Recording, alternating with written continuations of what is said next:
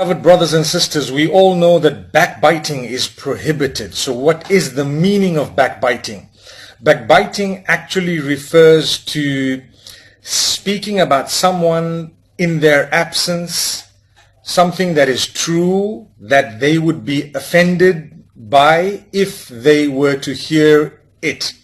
That is called backbiting. So dhikruka akhaka bima yakrah, to mention your brother or your sister in their absence with something they would not like. That is backbiting. And backbiting is prohibited completely. Now, what we don't realize sometimes is we do engage in backbiting and we don't even know. So I want to spend a few moments reminding myself and yourselves to become more conscious of what we say. We've been saying this all along. Become conscious of what you're saying. Become conscious of what you utter. But the detail sometimes we don't address. So when I'm saying things, when I'm speaking, I need to know that it's an opportunity for me to gain closeness to the Almighty, for me to say something good, for me to earn and to clock mileage, for me to purchase my paradise, so to speak, by using the currency that will be valid on that day, which is a good deed or good deeds. And therefore, I definitely need to seize the opportunity to say something that is best. When we talk about others behind their backs, mostly we say bad things. Now, can you not spend a moment searching the life of that person to look for the good they have and say the good things?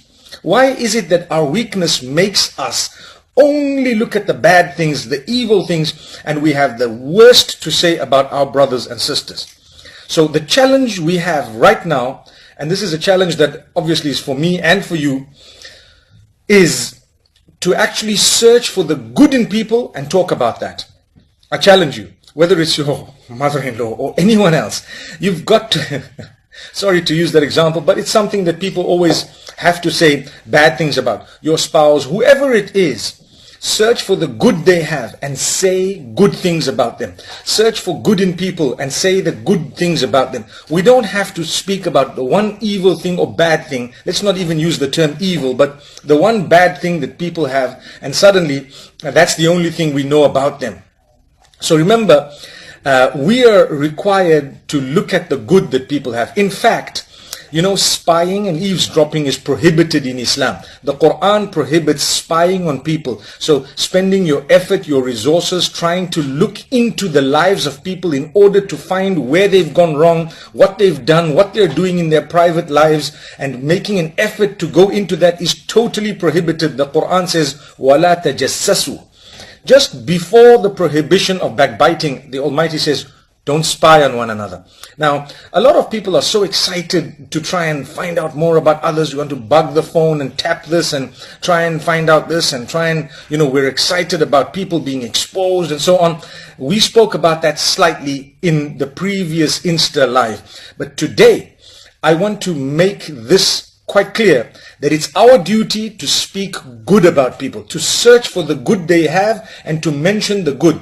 And if there is something bad, then we need to ask ourselves, am I involved in it? Am I, for example, a party, or am I being affected by it?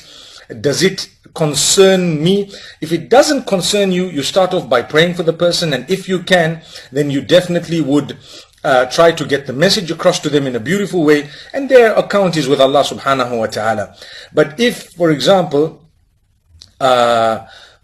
it concerns you and definitely you're affected by it, then you might want to address the matter by perhaps involving a higher authority, perhaps doing something a little bit more, a little bit more serious about it.